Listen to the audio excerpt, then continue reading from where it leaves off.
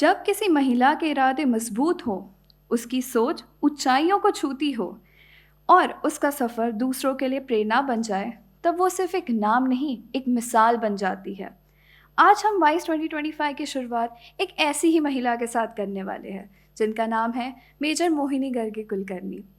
Mohini ji LLB में topper, LLM और MBA धारक और आज एक author, certified NLP life coach और मोटिवेशनल स्पीकर है।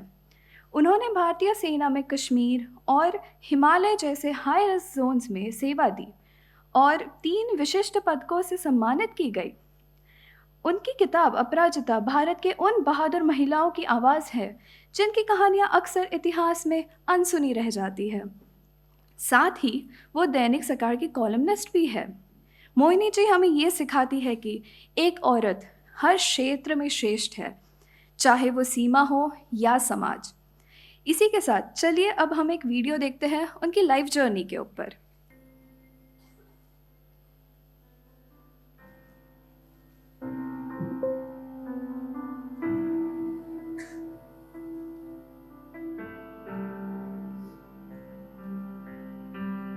തണുത്താനും താരാനും തന്നരനാനും താരാനും തണുത്താനും താരാനും തന്നരനാനും താരാനും बंदेया रे बंदेया बंदेया रे बंदेया राह पे चल बंदेया बंदेया रे बंदेया बंदेया रे बंदेया राह पे चल बंदेया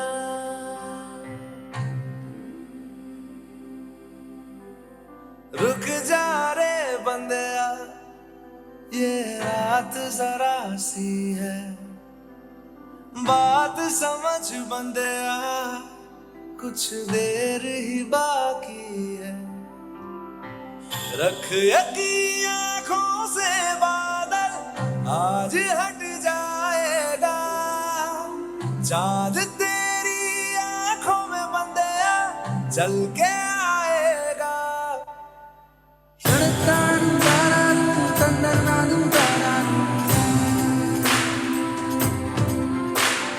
तड़तानु तारानु तंदरनानु तारानु तड़तानु तारानु तंदरनानु तारानु तड़तानु तारानु तंदरनानु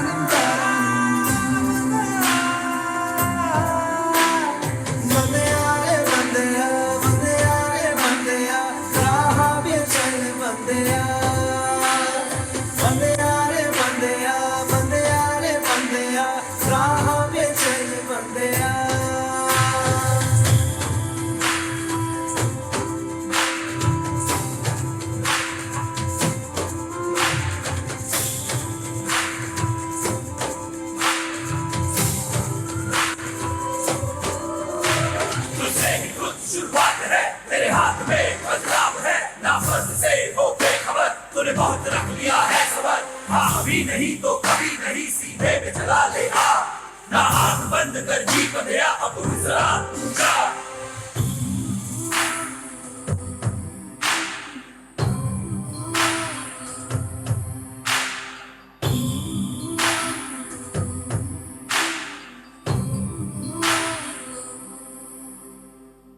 माना कि मुश्किल है सफर पर सुनो मुसाफिर हो कहीं अगर तू रुका तो मंजिल आएगी ना फिर कदम कदम मिलाए जा गगन गगन झुकाए जा रख हौसला कर फैसला तुझे वक्त बदलना है डरना तो बंदेया रुकना तो बंदेया राह पे चल बंदेया डरना तो बंदेया रुकना तो बंदेया राह पे चल बंदेया तड़तानु तारानु तंदरनानु तारानु तड़तानु तारानु तंदरनानु तारानु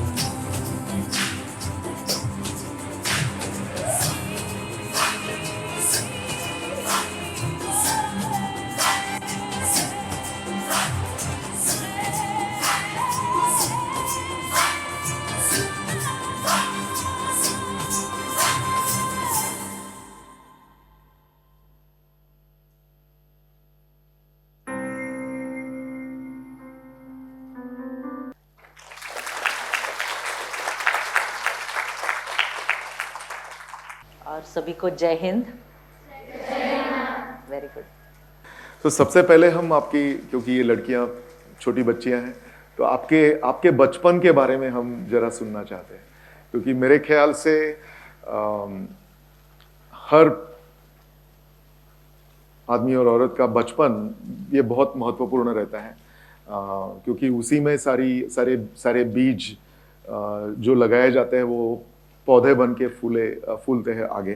तो tell us about your childhood कि क्या क्या हुआ। सबसे पहले तो मुझे बहुत आनंद हो रहा है और सेटिस्फैक्शन मिल रहा है आप सभी के सामने मैं इस तरह से बैठ के आपको कुछ मेरे बारे में बता रही हूँ, और आप बहुत अच्छे और सही जगह पे आए हैं, इसलिए आपका बहुत बहुत अभिनंदन और आपको बहुत सारी शुभकामनाएं। और मैं बचपन के बारे में यहीं से स्टार्ट करूंगी कि बिल्कुल इन्हीं की तरह मेरा चेहरा दिखता था। अगर मैं इसमें मेरे बचपन की फोटो डाल दूं तो आपको यकीन नहीं आएगा कि मोहिनी कौन सी है और ये कौन सी है। इतना बिल्कुल सिमिलर चेहरा था। और मेरा बचपन जो है वो I am from Marathwada region of Maharashtra. मेरा बचपन है जालना शहर में। कई लोगों ने नाम भी शायद सुना नहीं रहता है, लेकिन जालना में मेरा बचपन गया है 10th तक। और तब even semi English pattern was not available, so पूरा मराठी मीडियम में मेरा एजुकेशन हुआ है। एंड मेरा बचपन बिल्कुल अच्छा था, क्योंकि शहर के बहुत सारी भीड़ भाड़ से थोड़ा अलग था। And Marathwada is still known for water scarcity. आपको पता होगा कि पानी की काफ़ी समस्या है। तो ये सब समस्याएं देख के मैं बड़ी हो रही थी कि बगल में क्या हो रहा है मेरे, और ये सब था। और बचपन दूसरे अर्थ में बहुत अच्छा भी था, और काफ़ी मुझे पसंद, ऐसे 2 चोटियाँ डालना पसंद था, उसमें बालों में फूलों के गजरे लगाना पसंद था, रोज़ रंगोली निकालना मुझे बहुत अच्छा लगता था बचपन में। पेंटिंग और ये सब चीज़ें मैं करके बड़ी हुई थी। और बचपन में एक बहुत अहम व्यक्ति के बारे में अगर बताना है तो मैं बताऊंगी कि मेरे दादाजी, क्योंकि जो स्ट्रगल था वो, I am from lower middle class typically, और लोअर मिडिल क्लास भी काफ़ी बड़ा होगा इनके उस हिसाब से। तो दादाजी ने भी काफ़ी संघर्ष किया था, क्योंकि उनके पिताजी बहुत जल्दी गुजर गए थे। तो उन्होंने काफ़ी संघर्ष के बाद खुद को दोबारा खड़ा किया, लेकिन शिक्षा और संस्कार के साथ कोई कॉम्प्रोमाइज़ नहीं किया कभी। और उसको आगे लेके के मेरे पिताजी, जिन्होंने काफ़ी कड़ी मेहनत करके जो इंजीनियर बने, फैमिली के first engineer. Otherwise my family belongs to teacher, mean a lot of teachers are there in my family. So उनका अलग संघर्ष रहा। तो ये सब देख के मैं बड़ी हुई थी। इसलिए जब दादाजी मुझे कुछ बताते थे तो वो मुझे बहुत अच्छा लगता था। उनसे कहानियाँ सुनना, स्पेशली भारत के इतिहास की कहानियाँ मैं उनसे सुनती थी, संतों की कहानियाँ मैं उनसे सुनती थी। और एक सेल्फलेसनेस, यानी जो हमने सोसाइटी से पाया है वो उनको दोबारा वापस देना है। यानी कई सारे किस्से मैं बता सकती हूँ कि जब भी मैं दादाजी के साथ मार्केट जाती थी तो मैं उनको बोलती थी थोड़ा जल्दी चलिए, कितना धीरे आप चलते हैं। तो मैंने ऑब्जर्व किया कि दादाजी चलते चलते ना रास्ते के कुछ नुकीले जो पत्थर होते हैं वो दूर हटाते हुए चलते थे हमेशा, ताकि पानी के लिए भागदौड़ करने वाली औरतों के पाँव में, बच्चों के पाँव में वो ना चुभे, इसलिए। दूसरी एक और बात है कि मैं जब भी उनको पूछती कि इतने बारिश में आप मुझे फिर मार्केट लेके गए हो, हमने सब चीज़ें कल खरीद ली है, तो बताते कि नहीं, कल ना किसी के 50 पैसे देना बाकी रह गया था, मेरे पास नहीं थे, आज मैं वो लौटाने के लिए मार्केट आया हूँ बस। तो ये जो कमिटमेंट थी और ये सब था, उनका डिसिप्लिन था। 90 to 93 ईयर्स की उनकी आयु थी टोटल, उस पूरी आयु में मैंने उनको कभी टैबलेट लेते हुए नहीं देखा था, ना बीपी ना शुगर। सो हेल्थ कितनी प्रायोरिटी है और हेल्थ के लिए डिसिप्लिन कितना ज़रूरी है, डाइट कितना ज़रूरी है, ये सब चीज़ें आदत से मेरे अंदर शायद आई होगी। सो ऐसा सब मेरा बचपन था। स्कूलिंग भी बहुत अच्छा रहा, टीचर्स अच्छे थे और ज़्यादा एक्सपोजर नहीं था किसी चीज़ का। तो कई सारी चीज़ें खुद से शुरू करने की आदत मुझे बचपन से लग गई। कि हमने हिंदी फिल्म का डायलॉग सुना होता है ना, जहाँ से मैं खड़ी हूँ वहाँ से लाइन शुरू होती है। तो इस तरह से जहाँ से मैं खड़ी होती थी वहाँ से वो चीज़ें शुरू हो जाती थी, क्योंकि क्रिब नहीं करना है किसी चीज़ को लेकर, जो है वो है, एक्सेप्ट इट और खुद शुरू करो। किसने रोका है? कुछ कंपटीशन स्कूल में शुरू करना है, या मैं देखती थी कि बाहर किसी स्कूल में जाती थी, वहाँ पे स्टूडेंट काउंसिल है, तो हम स्कूल में स्टूडेंट काउंसिल क्यों ना शुरू करें। So I started with myself. So इस तरह से चीज़ें शुरू करो धीरे धीरे, तो अपने आप लोग जुड़ते जाते हैं। ये बहुत बचपन से मैंने सीखा। और मुझे ओरेटरी बहुत अच्छा लगता था, मुझे थिएटर बहुत अच्छा लगता था, क्लासिकल म्यूजिक बहुत अच्छा लगता था। सो इस तरह से मेरा बचपन था। और ये भी था कि जो चीजें मुझे पसंद नहीं है वो मैं एक दिन बदल दूंगी, इस तरह से भी थोड़ा सा मेरा बचपन था। कि मैं देखती थी अगल बगल में जो महिलाएं रहती है, नहीं उनको इतना अच्छा रिस्पेक्ट नहीं मिलता था, या तो लड़कियों की जल्दी शादी हो जाती थी, फिर वो इंडिपेंडेंट नहीं होती थी, उनको इंडिपेंडेंट डिसीजन वो नहीं ले सकती थी। ये चीजें, कई सारी चीजें मुझे चुभती थी बचपन से। और फिर ऐसा लगता कि एक दिन मैं ऐसा सबके सामने आऊंगी, खड़ी रहूंगी और बोलूंगी कि जो कई सारी लड़कियों के लिए मैं मिसाल बन जाऊं। ये जैसे मुझे आज है। ये मुझे बचपन से ऐसे लगता था। तो एक चीज बताइए कि बचपन में आपके भी सपने रहेंगे, कुछ तो ख्यालात रहेंगे, उसके बारे में कुछ बता सकते हैं कि क्या आपको करना था, क्या? बचपन से मुझे उस ऐसा दिमाग- कभी नहीं लगा कि मैं एक पर्टिकुलर प्रोफेशन में हाँ, जाऊंगी, correct, लेकिन धीरे धीरे जैसे मुझे एक्सपोजर मिलता गया, मैं देखती थी कि लाल दिया लगाकर कोई गाड़ियां जा रही है और उसमें से कोई कलेक्टर उतर रही है। तो ये थोड़ा थोड़ा मुझे टीन्स में जब मैं थी तब देखना मैंने शुरू किया था कि नहीं, ऐसे कुछ स्ट्रांग महिलाएं हैं जो वैसे मैं बन सकती हूँ। तो एक दो बार मैंने ऐसे देखा था कि कुछ प्रोग्राम के लिए कोई कलेक्टर, लेडी कलेक्टर आई है, और कुछ है। आर्मी का बिल्कुल भी मुझे एक्सपोजर नहीं था, बचपन में नहीं, कॉलेज में भी नहीं। मैंने कोई भी आर्मी ऑफिसर मेरे लाइफ में पहले देखा ही नहीं था, तो इसलिए वो मेरे पास वो सपना मेरे आंखों में बहुत बचपन से नहीं था। लेकिन एक ही मेरे दिमाग में बहुत फिट हो गया था कि I want to be a very strong woman in my life. मैं किसी भी तरह, जो महिलाएं मेरे आजू बाजू में है जिनको बिल्कुल ही जो दूसरे के ऊपर डिपेंडेंट है, ऐसे मैं नहीं बनूंगी। ये मैंने तय कर लिया था, चाहे जो भी मेरा प्रोफेशन हो आगे चलकर, मैं जो मुझे अपॉर्चुनिटीज मिलेगी उसको मैं हाथ में लेकर आगे बढ़ूंगी। दैट्स इट, ये मैंने डिसाइड कर लिया था। फिर 10वीं 12वीं के बाद में 10th के बाद मैं संभाजी नगर शिफ्ट हो गई 11th-12th में। तब भी मुझे बहुत ज़्यादा ज्ञान नहीं था कि कौन सी स्ट्रीम्स होती है एजुकेशन की, एंड मैंने करियर क्या ऑप्ट करना है, इतनी भी मुझे तब समझ नहीं थी। तो मैंने साइंस ले लिया था 11th-12th। एक बहुत बड़ा बैरियर था क्योंकि मैं मराठी मीडियम से थी। तो 11th में जब मैं क्लास में बैठने लगी सामने, तो इंग्लिश में सब प्रोफेसर सिखाते थे, तो सब मेरे बाउंसर जाते था। मुझे केमिस्ट्री, बायोलॉजी, फिजिक्स ये सब I used to like it, but समझ में कुछ नहीं आता था। तो ये काफी बैरियर था लैंग्वेज का। तो इसके कारण मैं 12वीं में ज्यादा बहुत कर नहीं पाया। मार्क्स मेरे कम आ गए, फर्स्ट क्लास, जो कि ना मैं इंजीनियरिंग को भी नहीं जा सके, मेडिकल को भी नहीं जा सके। तो इस तरह से तो वो बहुत मुझे उसका बहुत बुरा ये मेरे ऊपर हुआ। बट देन बुरा भी हुआ, दूसरी तरह से अच्छा भी हुआ। करेक्ट। क्योंकि बॉल को हम जिस तरह से नीचे दबाते, जिस जिस स्पीड से वो बाउंस बैक होता है, उस तरह से अपना फेल्योर हमने लेना चाहिए। ये बहुत बड़ी सीख मैंने उस रिजल्ट से सीखा कि there is nothing in our control, but उसको रिएक्ट कैसे, रिस्पॉन्ड कैसे करना है, ये मेरे हाथ में है। पेरेंट्स, आपके माता पिता की क्या रिएक्शन? उन्होंने इनफैक्ट कैसे मेरे handle किया? My dad was an engineer, I mean he is an engineer, so he thought engineering will be okay for me also, even medical also. But फिर उनको धीरे धीरे समझ में आने लगा कि इनका जो स्टडी का जो पर्टिकुलर ये है वो काफी ब्रॉड है, कि इनको काफी सोशल एक्टिविटीज में इंटरेस्ट है, डिबेटिंग में इंटरेस्ट था मुझे। तो मैं साइंस स्ट्रीम में शायद थोड़ी इतनी ज्यादा नहीं रिस्ट्रिक्टेड हो जाऊंगी। सो इवन मुझे तब ये फील हुआ कि अब जो मुझे आगे करना है, अब मैं खुद को डिस्कवर करूंगी। So my self discovery process started there, कि फॉरगेट अबाउट कि पेरेंट्स को क्या लगता है, वो भी ठीक है, बट वो it is just an opinion for me. But अभी मैं डिसाइड करूंगी कि मुझे क्या करना है। तो I should be able to express it with clarity कि पापा ये मुझे नहीं करना है, मुझे ये करना है। आपकी तब मैंने सीखा। माताजी के बारे में कुछ नहीं कहा? Yes, my mother is a strong support to me still. She is supporting me. और मैं mom is she is a yoga teacher basically. तो उनसे मैंने काफी चीजें सीखी है। बेसिकली जो पावर उनके सहन करने में थी वो इतनी बड़ी थी कि वो उनकी पेन मेरी ताकत बन गई। वो जितने पेन में उन्होंने काफी सारी चीजें की, वो मेरे हाथों की ताकत थी कि मुझे इनके लिए बहुत कुछ करना है इसके कारण। सो मम्मी का भी काफी मुझे सपोर्ट रहा है। सो उसके बाद में फिर I started expressing my self clearly कि मुझे ये नहीं, मुझे ये करना है।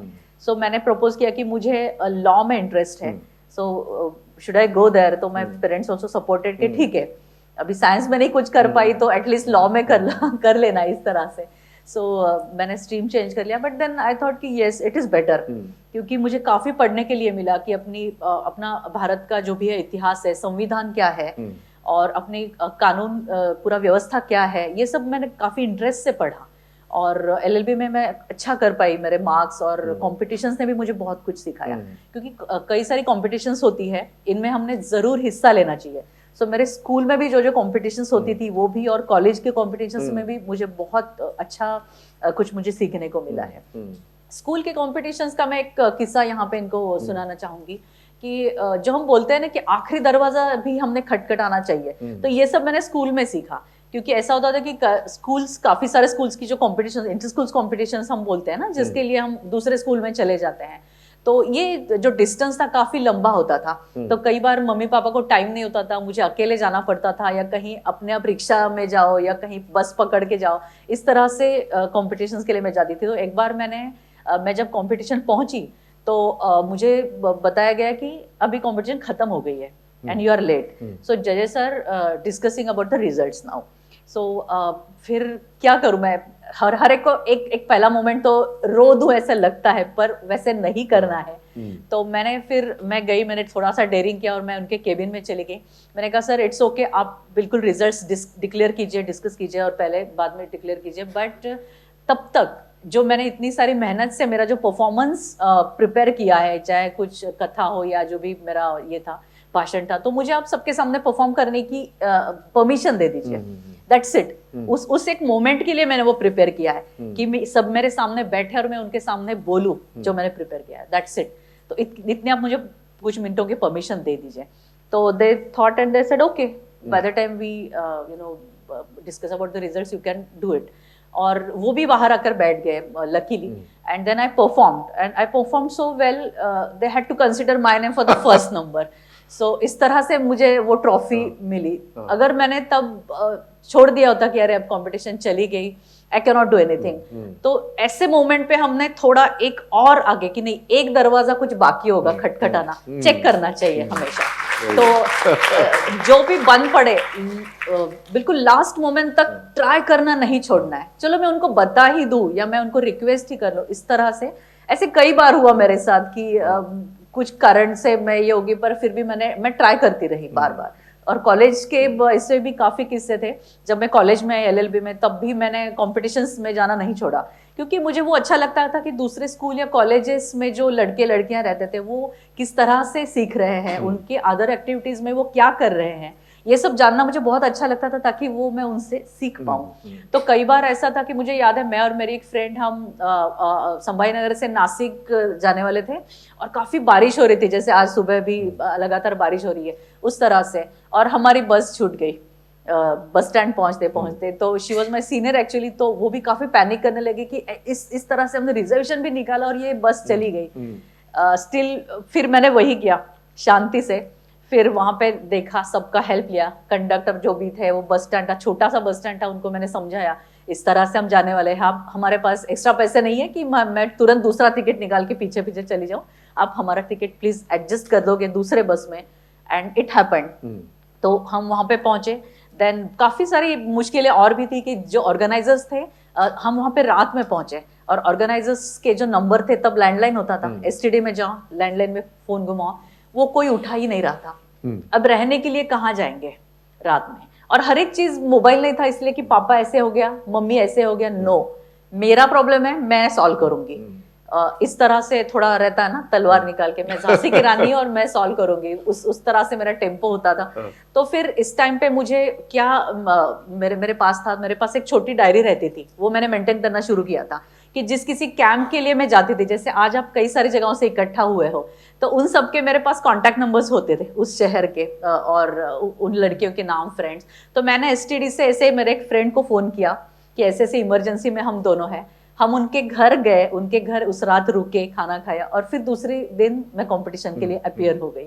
तो इस तरह से जिसे हम बोलते हैं कि प्रेजेंस ऑफ माइंड हमने होना, ये सब मैंने इन कॉम्पिटिशन से सीखा। और जब भी कॉम्पिटिशन्स होती थी, आज तो माइक बहुत अच्छा है मेरे पास, पर उसी कॉम्पिटिशन्स में जब मेरा नंबर आया तो इलेक्ट्रिसिटी नहीं थी, इतना बड़ा हॉल था, बार काउंसिल का कंपटीशन था। फिर मैंने माइक बाजू में रख दिया, कोई बात नहीं, एक्सेप्टेड कि अब आपको माइक नहीं मिलने वाला है, बिल्कुल एज में आके खड़ी हो गई and I started speaking loudly. I was awarded as the best speaker by the bar council of India. So ये I mean just for that particular thing we don't do it. उसके साथ साथ जो जितनी भी सारी चीजें होती है वो हमें ज्यादा शेप करती है, ना कि वो पर्टिकुलर चीज. तो ये सब देखते देखते बड़ी हो गई. LLB के बाद में आपने LLM भी किया. Yes. और उसके बाद में कुछ तो गड़बड़ हो गई, तो उसके बारे में बताइए. यस, एक्चुअली जब LLB कर रही थी तो मुझे रियलाइज हुआ कि LLB के तुरंत बाद मेरी शादी हो जाने के ज्यादा चांसेस है. तो मैं पहले ही थोड़ा ये हो गई कि नहीं, मुझे और सीखना है थोड़ा लाइफ में. सो LLB तक तो मैं संभाजी नगर में थी. फिर LLM मेरे एक प्रोफेसर थे, काफ़ी मुझे उन्होंने सपोर्ट किया, Godbole ma'am. So she told me कि आप जा सकते हैं पुणे यूनिवर्सिटी, इस तरह से LLM है और आप वहाँ पे जाके पढ़िए, आपको बहुत कुछ सीखने को मिलेगा. और मेरी और एक इंस्पिरेशन रही है डॉक्टर जैन. तो डॉक्टर जैन ब्लाइंड थे by birth, but still he used to teach us the subject like Indian Constitution. तो ये सब जो पिलर्स थे इनसे मैंने काफ़ी सीखा. और फिर मैं LLM के लिए पुणे चली गई और तब जाकर मैंने महसूस किया कि नहीं, मुझे अब दोबारा वापस नहीं जाना है. I want to be independent. सबसे पहले तो लड़कियों के लिए फाइनेंशियली इंडिपेंडेंट होना बहुत ज़रूरी है, ऐसा मुझे तब भी लगता था. तो इसलिए अगर मैं LLB तक रुक जाती तो शायद मेरी वकालत शुरू होने तक या कुछ थोड़ा टाइम लग जाता. सो उतना टाइम मेरे पास नहीं था. तो जैसे मैं LLM के लिए पुणे यूनिवर्सिटी पहुंची, वो भी बहुत ज़्यादा स्ट्रगल का ही ये रास्ता रहा है कि LLB के रिजल्ट्स बहुत लेट आते थे अम्बेडकर यूनिवर्सिटी के. और LLM के एडमिशन क्लोज होने का लास्ट डे बिल्कुल फिल्मी टाइप कि मैं उस यूनिवर्सिटी के विंडो से मेरे मार्कशीट लेकर बस में बैठ रही हूँ और वहाँ पे सीधा LLM के काउंटर पे जाकर वो मार्कशीट और मैं डॉक्यूमेंट सबमिट कर रही हूँ on the same day, and that was the last day of the admission. तो इस तरह से मैंने LLM शुरू किया. तब से मैंने करियर के ऑप्शंस शुरू किए कि मुझे एग्जैक्टली क्या करना है. लॉ का मुझे करियर आगे करना है या क्या. बट उसी दौरान मेरा छोटा भाई था, वो काफ़ी डिफेंस के लिए प्रिपेयर कर रहा था खुद को. तो he actually told me very first time कि ये इस तरह से ना डिफेंस सर्विसेज में भी विमेन ऑफिसर्स होती है. मैंने ये सुना था कई बार कि यस आर्मी में हम जा सकते हैं, आर्मी नेवी एयरफोर्स, इनके बारे में मुझे पता था, बस मैं किसी को मिली नहीं थी. और दूसरी ये चीज़ इन पूरे जर्नी में मैं मेंशन करना चाहूँगी कि बहुत स्ट्रॉन्ग पैट्रियोटिक वैल्यूज़ मुझे बचपन से मिले. कि मेरे मम्मी और डैडी दोनों भी कई सोशल इंस्टीट्यूशंस का काम करते थे बचपन से. और उन्होंने मुझे अच्छा एक्सपोजर दिया कि इंडिया के कई सारे स्टेट्स में मैं घूमी थी पहले. तब ऐसा नहीं था कि रिसोर्ट बुक करो, होटल बुक करो, रिजर्वेशन निकालो और चलो. नो, वहाँ पे जाना है, इंडिया का मैप लेकर कौन से स्टेट में हम हैं, कहाँ कहाँ रहने के लिए हम मिल जा सकते हैं. इस तरह से वो जर्नी होती थी. बट देन काफ़ी स्टेट्स मैंने देखे थे पहले, तो मुझे वो इतनी खूबसूरत चीज़ लगती थी कि इंडिया मेरा पूरा एक है. I mean we should not restrict to my own state, our own state कि मैं महाराष्ट्र की हूँ. नो, तो ये मुझे बहुत अच्छा एक्सपोजर मिला. और वहाँ की स्पेशली जो ब्रेवरी वाली जो स्टोरीज होती थी वो मुझे बहुत ज़्यादा अट्रैक्ट करती थी. कि अरे हल्दी घाटी पे मैं खड़ी थी तब कि राणा प्रताप ने इस तरह से लड़ाई की थी. या झांसी में मैं गई थी. झांसी तो कितना हम सभी को पता है कि कितना प्रसिद्ध है, पॉपुलर है. तो इस तरह से जहाँ जहाँ मैं जाती थी मैं वहाँ की मिट्टी उठा कर लेके आती थी कि ये मिट्टी मेरे लिए बहुत ज़रूरी है. कि जहाँ पे इतनी सारी लड़ाइयाँ हुई और जहाँ पे लोगों ने अपनी जान तक देने के लिए दोबारा सोचा नहीं, तो इस तरह से देश की रक्षा करना आना चाहिए मुझे. तो इतिहास से काफ़ी लगाव रहा मुझे बचपन से. तो वो सब मेरे पास काफ़ी सारी मिट्टियाँ जमा होगी कि ये यहाँ की है, यहाँ की है. कहीं मैं हिमाचल में बैठी हूँ, वहाँ पे किसी ऋषि मुनि ने अच्छी तपस्या की है बियास के किनारे, नदी किनारे. तो वो भी मुझे बहुत अच्छा लगता था. तो ये सब था, ये मेरे मन में था ही. और जब इस तरह से अपॉर्चुनिटी आई सामने से कि मुझे आर्मी के लिए मैं सिलेक्ट हो सकती हूँ, तो मैंने उसका प्रिपरेशन शुरू किया. पर उससे पहले का एक स्टेज में बताना चाहूँगी कि जैसे मैंने मेरा LLM शुरू किया, पोस्ट ग्रेजुएशन शुरू किया, और मैंने सोचा कि ये मेरे पास 2 लास्ट ईयर्स है करियर के, मैंने खुद को प्रिपेयर करना शुरू किया. तब तो मुझे ये भी नहीं पता था कि मैं आर्मी नेवी के लिए जाऊंगी या मैं लॉ में करियर करूंगी. But and I started working on my self कि मेरी स्ट्रेंथ्स क्या है अब तक की रही है और मेरे वीकनेसेस क्या है मेरे पर्सनालिटी के. ये अपने आप ही मैंने शुरू कर दिया. एंड उसके लिए जो मैं बचपन से करती आ रही थी, मैंने योग दोबारा शुरू किया. जो हम योगा करते हैं सब, तो मैं बचपन से करती आ रही थी. बट कुछ साल मेरा गैप हो गया था. फिर मैंने वो सब शुरू किया। सुबह 3:30 बजे मैं उठती थी, पोस्ट ग्रेजुएशन में कर रही थी, तो अंधेरे में, तब गर्म पानी की कोई सुविधा नहीं थी, चाहे बारिश हो ठंड हो, जाकर ठंडे पानी से नहाना है ताकि नींद अच्छे से खुल जाए, अंदर की नींद भी और शरीर की नींद भी। और उस तरह से रूममेट्स लाइट्स लगाना नहीं देती थी इतने जल्दी कि नहीं हमारे नींद खुल जाती है, तो क्या करना है, तो प्रॉपरली कॉरिडोर में बैठना है, वहां का जो लाइट है उसके नीचे स्टडी शुरू कर देना है, और थोड़ी देर के बाद उठकर छत पे जाना है, अच्छे से सूर्य नमस्कार निकालने हैं और योगासन करने हैं, मेडिटेशन करना है, जोर से ओंकार बोलना है जो हम बोलते हैं योगा में, ये सब मैं करती थी। और मुझे एक सबसे बहुत जरूरी चीज लगती थी कि मेरे दिमाग में ना एग्जाम का कहीं ना कहीं डर थोड़ा था अभी भी, कि मैं जब एग्जाम के लिए जाऊं मुझे सब याद रहेगा, मैं सब लिख पाऊंगी। तो लास्ट तक एलएलबी में थी तब लास्ट तक बिल्कुल मैं पेजेस पलटती रहती थी और ये आएगा वो आएगा एग्जाम में, इस तरह से थोड़ी अनस्टेबल महसूस होता था मुझे सबसे पहले निकालना था डर। फॉरगेट अबाउट करियर, बट मैंने सोचा कि ये सब चीजों के ऊपर मैं काम करना शुरू कर दूंगी। ये मैं चीज यहाँ पे भी बताना चाहूंगी कि मम्मी पापा अपने ऊपर तभी भरोसा रखते हैं जब हमने अपने मार्क्स इंटैक्ट रखते हैं, है ना। हमारे मार्क्स थोड़े इधर उधर हो गए तो फिर पापा बोलेंगे नहीं ये मैं आपको करने नहीं दूंगा। तो ये मैंने चीज बहुत जल्दी सीख ली कि चलो academic excellence is very important, वो जब तक है तब तक आपकी कोई भी एक्टिविटी कोई रोक नहीं सकता। सो इट्स बेटर कि आप अच्छे से पढ़ाई पहले करें और फिर इन सब चीजों में ध्यान दें, अच्छे से खेलें ग्राउंड पे जाकर। मेरा एक बचपन से आदत रही है कि मैं सनसेट घर से नहीं देखूंगी, सनसेट के टाइम में हमेशा ग्राउंड पे रहूंगी। ये काफी बचपन से मैंने फॉलो किया और अब तक भी मैं करती हूँ कि मैं अभी भी साइकिलिंग के लिए निकल पड़ती हूँ, कुछ करती हूँ कि मैं सनसेट घर से नहीं देखूंगी, रोज मुझे ग्राउंड पे जाना ही जाना है। तो ये सब चीजें मैं तब भी करती थी पोस्ट ग्रेजुएशन के दौरान। फिर मुझे ये अपॉर्चुनिटीज आई और तब मैंने देखा कि इस तरह से नोटिफिकेशन होता है एंड इसकी क्या क्या विशेषताएं हैं, ये मुझे ध्यान में आया कि जो मैं बचपन से देखती थी कि मुझे कई सारे स्टेट्स में रहना अच्छा लगता है भारत के, तो आर्मी मुझे ये अपॉर्चुनिटी देने वाला है। मैं वर्दी पहनूंगी, अगर जब मैं इन सब एग्जाम्स में मैं जब पास हो जाऊंगी तो मुझे वर्दी मिलेगी। और जो मैं बचपन से देखते आ रही थी, मुझे बहुत स्ट्रांग बनना है, मुझे रिस्पेक्ट चाहिए, मुझे ऐसी लाइफ चाहिए जिससे सभी मेरा रिस्पेक्ट करें, मैं भी अपनी मातृभूमि का जो है कर्ज अदा करूं, मैं उसके लिए कुछ कर सकूं। तो इससे बढ़कर क्या हो सकता है कि सामने वाला आपको सैल्यूट करे और आप उसको रिटर्न सैल्यूट करो, इससे बढ़कर क्या हो सकता है। तो फिर मुझे पता चला कि ये जो मैं टेस्ट देने वाली हूँ इसमें रिटर्न टेस्ट था सबसे इम्पोर्टेंट।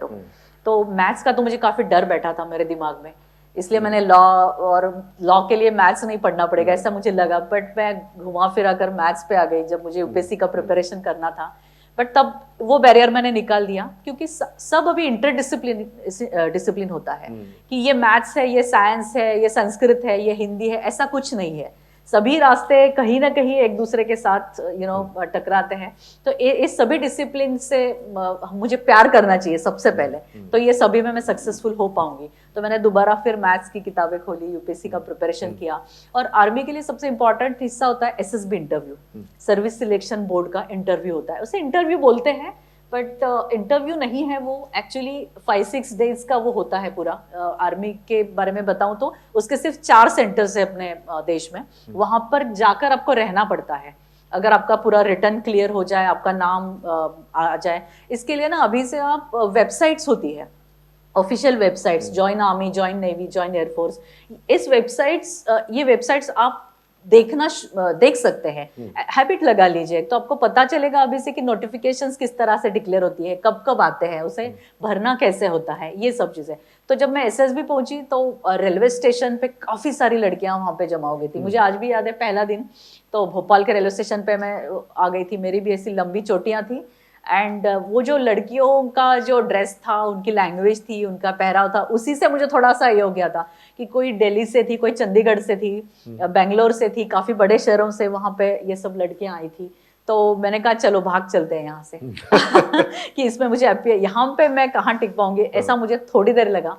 बट फिर मैंने याद किया कि नहीं, बी योरसेल्फ, अब यहाँ तक आई हूँ तो जो मेरे पास है मैं देकर जाऊंगी यहाँ तक। तो फिर वहां से हमें आर्मी की काफी सारी गाड़ियां वहां पे आती है रेलवे स्टेशन पे, हमें लेके गई सेंटर में और दूसरे दिन से हमारी टेस्ट शुरू हो गई लगातार। स्क्रीनिंग होती है पहले दिन तो बहुत बहुत बड़ी संख्या में, बड़ी तादाद में यहाँ पे लड़कियां आती है उनकी कुछ टेस्ट होती है कि आपको कुछ चित्र दिखाए जाते हैं वहाँ पे, फिर आप एक कॉमन स्टोरी उसके ऊपर कर डिस्कस कीजिए, बनाइए। इस तरह से ग्रुप डिस्कशंस होते हैं। तो you have to be good listeners also. I mean आपको ये नहीं कि आपके नए स्पीकर होके सब कुछ बोलना होता है। कई सारी चीजें एक्सरे की तरह इस SSB इंटरव्यू में आपकी सामने आ जाती है कि आपका व्यक्तित्व कैसा है, और बाकी जो करियर ऑप्शंस होते हैं उसके लिए शायद आपका एकेडमिक एक्सेलेंस और थोड़ी पॉलिशिंग आपको सफिशिएंट हो जाए। लेकिन आर्म फोर्सेस का ये करियर ऐसा है जिसमें आपका अब तक का पूरा चरित्र आपको सामने रखना पड़ता है। आपकी आदतें, आपकी जो वैल्यूज होती है, कोर वैल्यूज, ये आपको जो 1-2 रात में या 1-2 साल में नहीं बनते। इसके लिए आपको ईमानदारी से पूरा बचपन से ही प्रिपेयर करना पड़ता है। तो ये सब उनके सामने आपको रखना होता है। और आप एक दूसरे के साथ कैसे बिहेव करते हैं, इंसान आप किस तरह से है, बेसिकली क्या वैल्यूज आप यहाँ पे लेकर आए हैं। क्योंकि ये जो ऑफिसर होता है ये सिर्फ ब्रेव नहीं होता, पहली बात तो ये बहुत अच्छा इंसान होता है, उसकी कुछ क्वालिटी होती है। जैसे भगवत गीता का मुझे एक श्लोक यहाँ पे याद आ रहा है, जो आर्मी नेवी एयरफोर्स के जो श्रद्धांजलि स्थल होते हैं, जहाँ पे हम हुतात्माओं के नाम लिखते हैं, उनको नमन करते हैं, वहां पे एक भगवत गीता का श्लोक होता है कि शौर्यम तेजो धृतिर्दाक्षम युद्धे चापि अपलायनम दानम ईश्वर भावश्च क्षात्रम ईदृशम। यानी इस तरह से जो गुण होते हैं ये गुण क्षात्र में होने चाहिए। उसमें औदार्य होता है, दानम होता है, यानी जो मेरे पास है वो देने की इच्छा उसमें होती है। तो इस तरह से आप इंसान किस तरह से हो, ये सब आर्म फोर्सेस आपको चेक करती है। वहां पे आप कोऑपरेट कितना करते हो, आप टीम वर्क कैसे करते हो। वहां पे मैं के लिए 0 वैल्यू है, हम हमेशा जीतता है।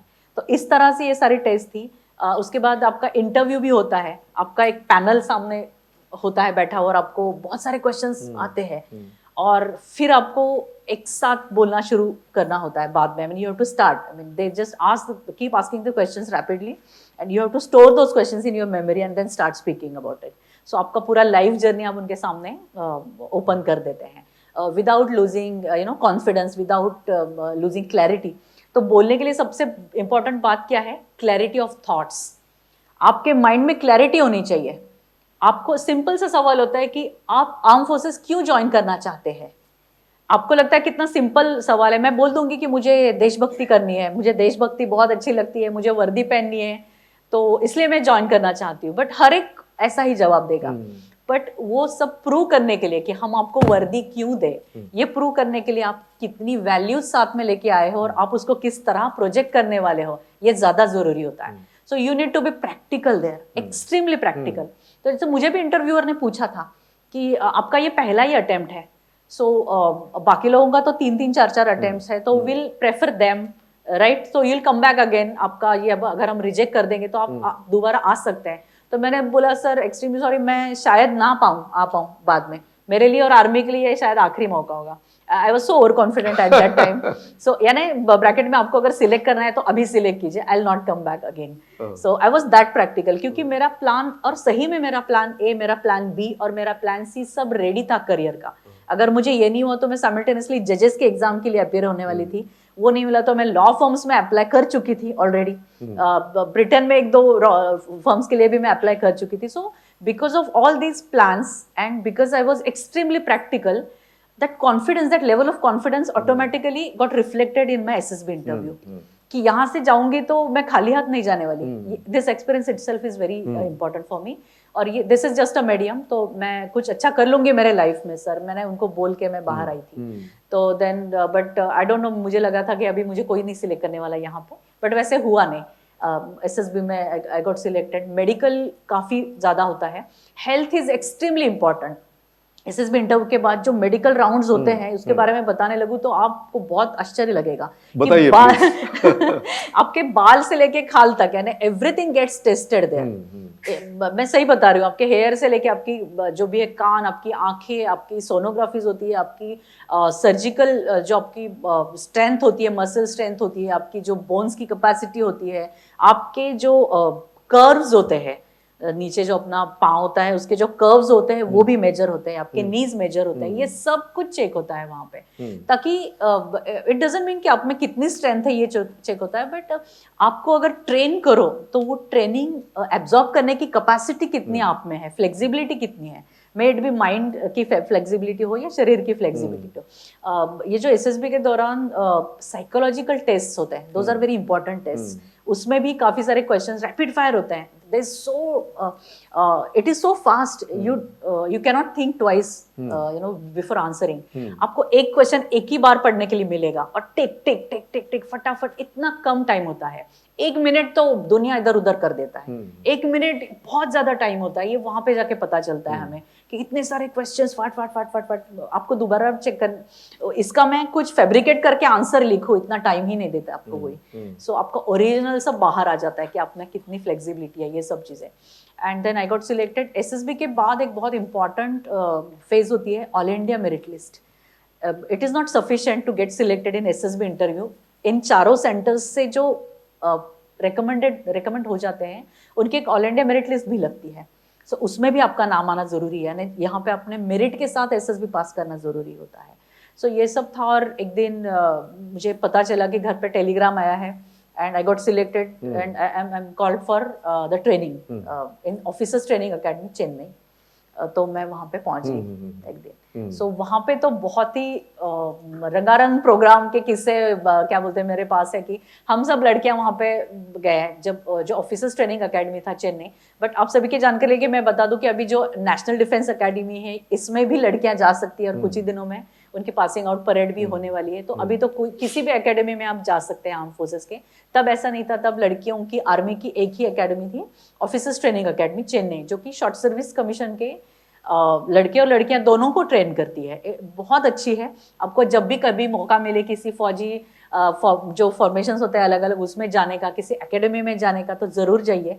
टीचर्स के लिए भी मैं अनुरोध करूंगी कि पासिंग आउट परेड्स जो होती है या कोई अलग अलग प्रोग्राम्स जब भी आर्म फोर्सेस आह्वान करते हैं कि इसमें सिविलियन आप पार्टिसिपेट करें, तो वहाँ पे जरूर बच्चों को लेकर जाना चाहिए। तो हमें लगा था कि हमारी एसएसबी में जो OLQs है, ऑफिसर्स लाइक क्वालिटीज जो है हमारी काफी चेक हो गई है, एंड बस यहाँ पे हम ट्रेनिंग अभी कर लेंगे and then will be officer one day. तो बहुत सारे कॉन्फिडेंस लेकर हम चेन्नई में पहुंचे वहाँ पे। बट पूरे देश से लड़कियां थी, यू कैन इमेजिन कि कोई नॉर्थ ईस्ट से है, कोई कश्मीर, कोई चेन्नई, कोई पंजाबी, मैं मराठी, इस तरह से सारी लड़कियां होंगी। बट देन बहुत भीषण अत्याचार पहले दिन से वो किए जा रहे थे। सबसे पहले तो हमारे बाल काटे गए सबसे पहले दिन क्योंकि हमें भी ग्रास कट करनी पड़ती है। आप अभी आप सब ये नेट पे ढूंढ सकते हैं कि हम बाल नहीं रख सकते, बालों के जैसा कुछ दिखता है, बस इतना ही, इतने छोटे छोटे बाल हमारे काटे गए पहले ही दिन।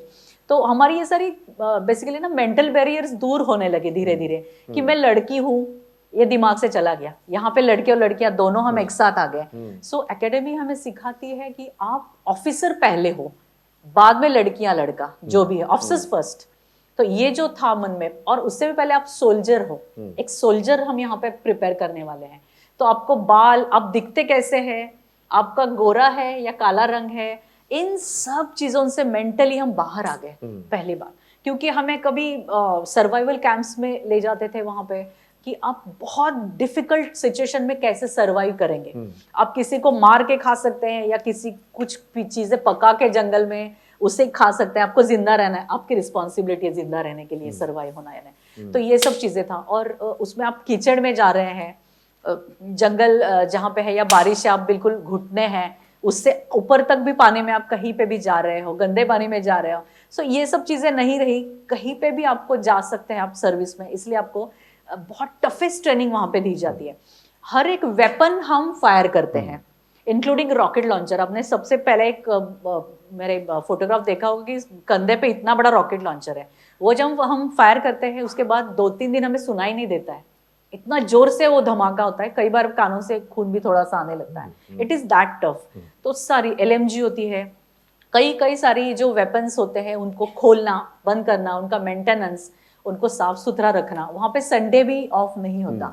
We have to get up, जो भी कपड़ों का हमें दिया होता है ऑर्डर वो पहनना है, अपना जो पूरा कोट होता है शस्त्रागार उसको ठीक रखना है, और हमारी सब वेपन साफ सफाई करनी है। ये सब संडे भी हम करते थे, खेलने जाते थे बास्केटबॉल, वॉलीबॉल। और सबसे कुछ जो मजेदार चीजें मैं आपको बताना चाहूंगी कि वहाँ पे आपको अकेले जाना अलाउड नहीं होता रोड पे एकेडमीज में। आपको साइकिल्स पहले दिन इशू कर दी होती है, और 4-4 के स्क्वाड्स में आपको जाना होता है, यानी सामने 2 लड़कियां, पीछे 2 लड़कियां। ऐसे ही आप कहीं जा सकते हैं रास्ते पे। वहां कहीं पे भी एरिया में अगर आप अकेले घूमते हुए पाए गए, then you will have it, आपको बहुत बड़ी पनिशमेंट होगी। तो आपको स्टेशनरी के शॉप से एक रबर भी लाना है या पेंसिल भी लानी है, आपको चारों को साथ जाना पड़ेगा। एक किसी की साइकिल पंक्चर होगी, आपको चारों को जाना पड़ेगा। कहीं एक्सरसाइज में आपको पहुंचना है, वहां पे भी आप एक साथ ही जाओगे। इस तरह से टीम स्पिरिट आप में, टीम स्पिरिट होता है ये, कि alone you are no one, I mean nobody here, so you have to come together, help each other, be cooperative. कहीं आपको ये लग्जरी नहीं होती कि जा मैं नहीं आती, नो, बिकॉज आपको पता है कि दूसरे दिन इसकी मुझे जरूरत पड़ने वाली है। सो इस तरह से छोटे छोटे जो चीजों से हम झगड़ते हैं ना, फ्रेंड्स में या घर पे या रिलेटिव्स में, वो सब दिमाग से निकल जाता है। यार बहुत बड़ी लड़ाइयाँ हमने करनी है आगे जाकर, इन छोटी चीजों में हम उलझ के रह गए तो हम पास ही नहीं हो पाएंगे एकेडमी से। बिकॉज आपको आपका यूनिफॉर्म प्रिपेयर करना होता है, वहां पे भी आपको 4 बजे से पहले उठना पड़ता है अगर सो पाए तो, बिकॉज आपके सीनियर बहुत आपकी केयर लेते हैं वहां पे, and they punish you for the whole night even.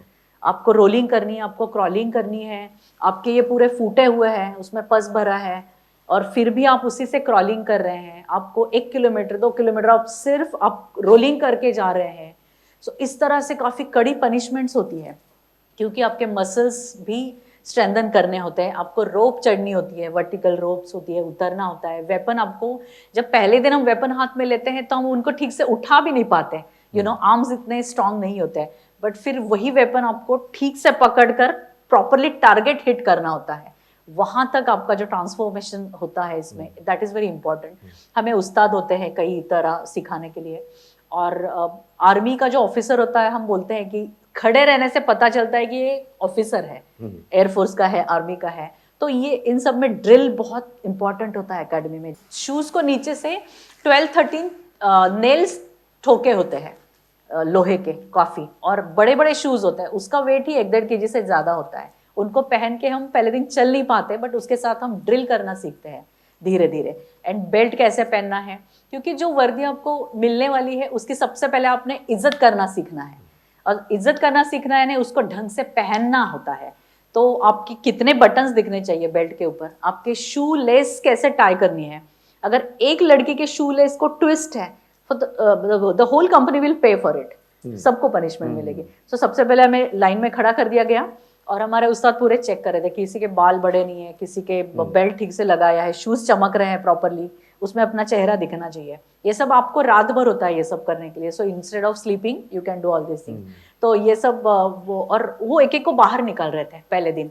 तो हमें लगा वाओ, मैं तो पास हो गई पहले दिन, मेरा सब ठीक ठाक है। 2-3 लड़कियां मिनिमम उसमें लाइन में रह गई थी, बट 5 मिनट में हमें पता चला कि हम सब डिफॉल्टर्स थे, और वो 2-3 जो गिनी चुनी लड़कियां उन्होंने थोड़ा ठीक यूनिफॉर्म पहना था। एंड फिर जो पनिशमेंट का सिलसिला, वहां पे एक तोफ है हमारे ड्रिल स्क्वायर पे, उसको 0 पॉइंट बोलते हैं, वो पनिशमेंट पॉइंट है।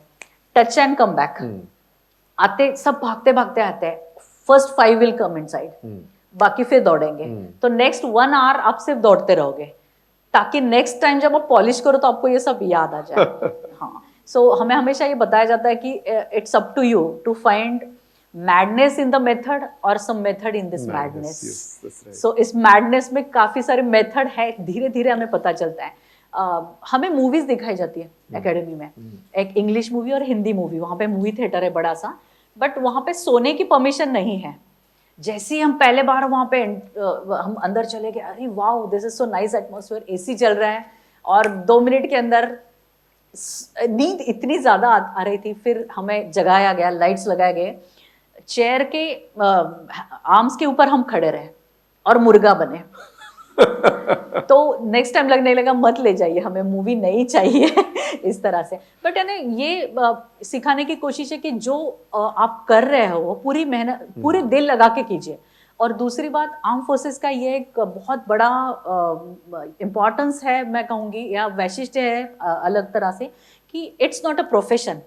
आर्म फोर्सेस एक ध्यास है, जहाँ आप चले जाते हैं, एक ख्वाब है, एक सपना है, और वो पूरी लाइफस्टाइल आपको सिखाता है।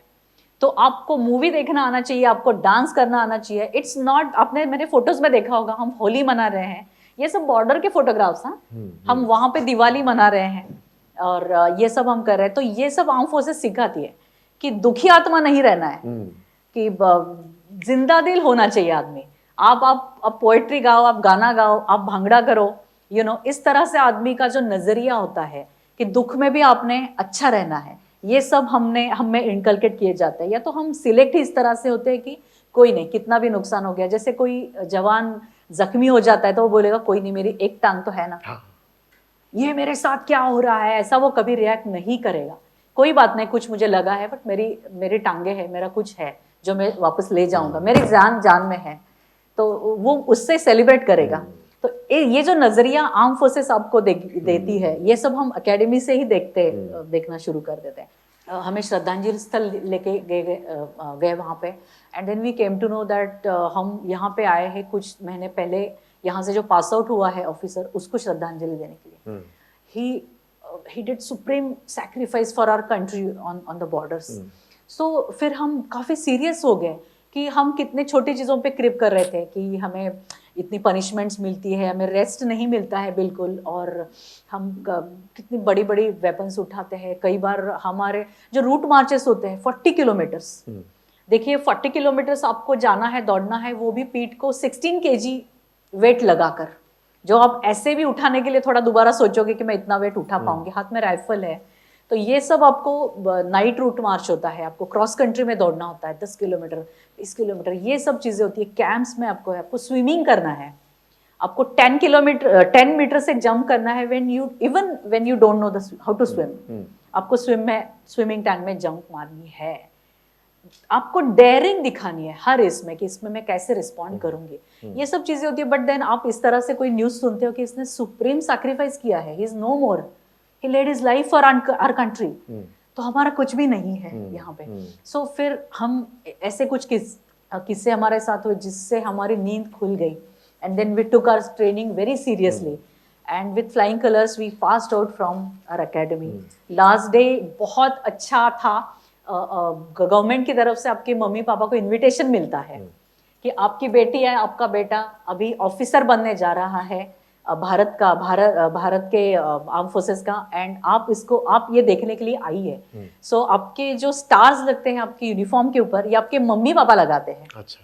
तो वो एक दिन का जो सपना होता है, वो जब आप देखते हैं ट्रेनिंग के दौरान, जब भी आपको लगता है कि मैं यहाँ से चली जाऊं, मेरे से नहीं हो पा रहा है, या मेरे बहुत जख्म बढ़ गए हैं, तब वो एक दिन सोचकर आप आगे चलते हैं कि देखिए कितना नाज होगा, कितना प्राउड फील करेंगे मेरे मम्मी पापा जब वो यहाँ पे आएंगे, जब उनका स्वागत होगा कि आप अभी एक लड़की या एक लड़के के मम्मी पापा नहीं हो, आप एक ऑफिसर के पेरेंट्स हो, आपने एक ऑफिसर को तैयार किया है बचपन से, कितना प्राउड फील उनको लगता होगा। सो उस दिन का सपना देख के हम काफी ट्रेनिंग की जो कठिनाइयां होती है उसको पार करते हैं।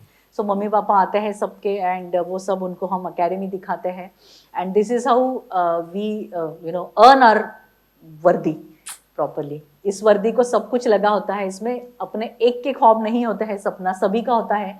हमारी फैमिली पूरी ये सपना देखती है कि मेरा बेटा है, मेरी बेटी यूनिफॉर्म पहनेगा, हमारा गांव पूरा ये सपना देखता है।